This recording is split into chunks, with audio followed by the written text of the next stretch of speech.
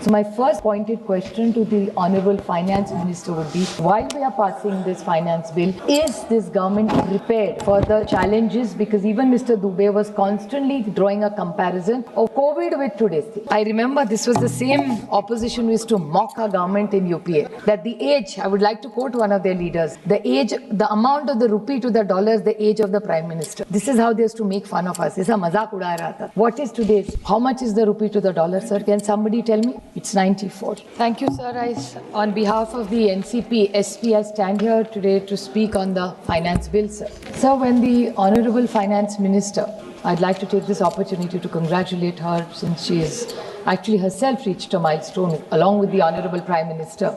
He has also achieved being the longest serving Prime Minister in office after Pandit Jawaharlal Nehru ji, who was one of the longest serving Prime Ministers. And she has been fortunate enough to serve this nation on it's her 9th finance budget. But I remember the day when she read out the budget to this nation. Actually, the nation and the markets reacted very differently. And now, a few weeks later, the situation is completely different when we are debating the finance bill. I appreciate Dubeyji's speech today.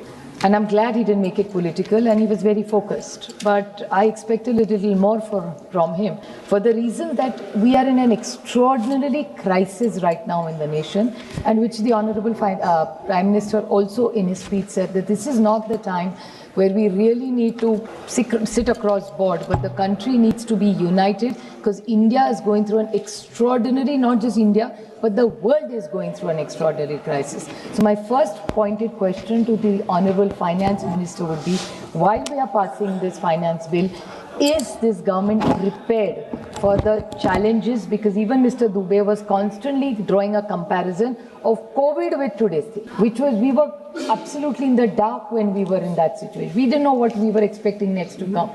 So if we are in a COVID-like situation today, what plans do Government of India have to protect this economy? I appreciate the point that he made, that we are in a growing economy. I appreciate we are in a growing economy, but with full humility, I would like, and I would be happy to stand corrected, that it's a debt-driven economy as well.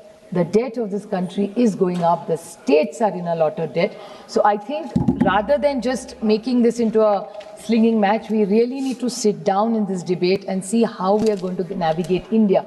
Because India today, आज की बात मैं sir आपको बताऊं, महाराष्ट्र में आज जो शायद हर क्षेत्र में हो रहा है, आज LPG का सिलेंडर 50% भर के दे रहे सबको. एक तो अवेलेबल है नहीं, मिल रहा है 20-25 दिनों के बाद. अगर मिल भी रहा है तो आधा भर के ही मिल रहा है. So this is an extraordinary crisis that we need to attend. इसके बारे में क्या सोचिए? हमारे यहाँ का छोटा मोटा बिजनेसमैन, भले रेस्टोरेंट हो, हमारी जो महिला घर से खाना बनाती है, चपाती है, ये छोटी छोटी चीज़ें हैं, लेकिन ये इकोनॉमी का एक बहुत बड़ा भाग है. ये जब भारत और इंडिया की बात ये देश करता है, this is not only about the top 1% bracket who page 50-60% of tax. This is about the last person in the pyramid that India needs to protect. So are we in a position to protect them for the next few weeks to come or months to come? I am not aware how long. Nobody in this room knows how long it's going to last. So I would like to ask this government that are they prepared for this crisis, and if they are, what are they doing in this budget to do that? Sir, the 2-3 important points is about the stock market that has crashed. What are the real reasons? The rising Middle East tension, global market turmoil. 5 lakh crore was wiped out. Whose money is this? This money belongs to the middle class. No fault of theirs. But they are in a crisis today. The rupee, I remember this was the same opposition who used to mock our government in UPA. That the age, I would like to quote one of their leaders, the amount of the rupee to the dollar is the age of the Prime Minister. This is how they used to make fun of us. Aisa mazak uda raha tha. What is today's? How much is the rupee to the dollar, sir? Can somebody tell me? It's 94. It's very, very alive. I'm not here just to criticize. I'm here to see how we can help, because if this nation lasts, only then can these debates go on.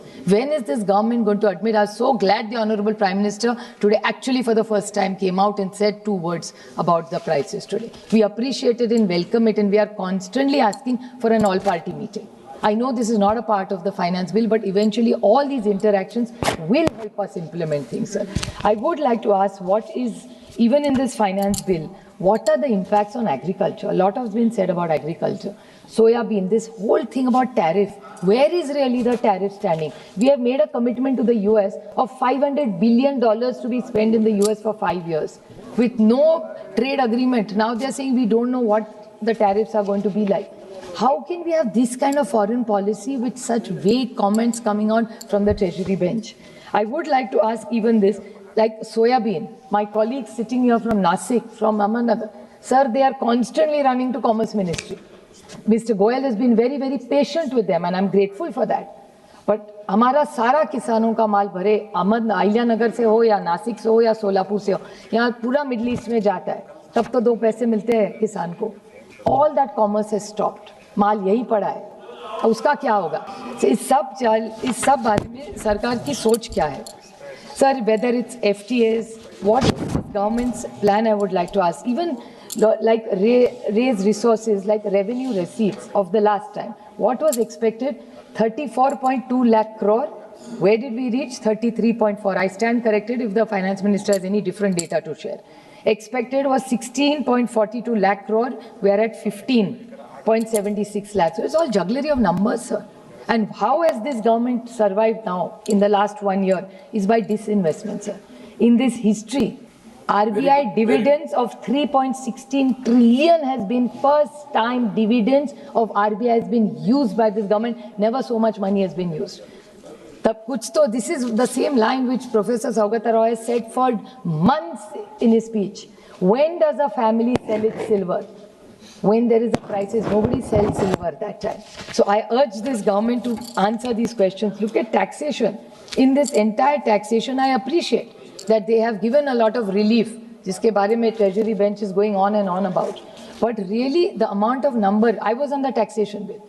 We spent more time on litigation. So this was a golden opportunity for the government to make major reforms in taxation. Why have we lost that opportunity? Crores and crores of rupees are stuck in litigation. When are we going to clean up this mess? Because rather than fighting this mess, ye faceless kiya, sir. But how much has this faceless taxation realized? Sir, one small point, since my time is less, I'll just 2 very small points I'll have to raise because they're very, very important. Nishikant Dubey talked about retrospective. I would like the Treasury bench to clarify. In this gold sovereign bond, retrospective tax has been raised by this government. I stand corrected if I'm wrong. But if you criticize the government of the UPA for retrospective tax, then gold sovereign bond, why are they charging retrospective tax? Then how is it? 2 wrongs don't make a right. For हमारे और इनके policy में अंतर क्या रहा, sir? Then you're criticizing us but doing the same thing that we are doing. One small, very important point which this government needs to correct is a disability defense pension.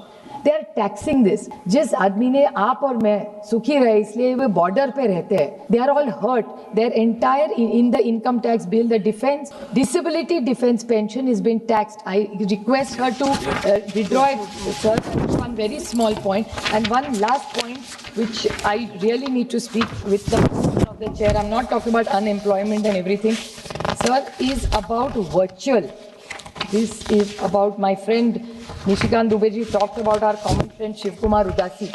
So I would like to bring him because I didn't know what digital currencies and all were, sir. But now there are 9 such companies which are trading in this kind of currency. Now in this crypto business, this government, I must compliment them. They even punish them. But now through VPN, there are still such businesses which we could have got that tax is illegally through VPN is not being paid, which is our money. I urge this government to intervene. You have acted on 9 such companies, but that's not good enough. This is tax that belongs to this nation. Please don't let them get away with it. So I urge this government, when you make JPCs, please make big ticket reforms. That's what JPCs are. We just can't form JPCs to come discuss and then government don't do any reforms. So this government should take this opportunity, be very serious about what's happening globally, leave our political differences aside till this war is over. Let's put our minds together and save people on the road today because the economy is not as good or in a growing position like Mr. Dubey would like to believe. Thank you, sir.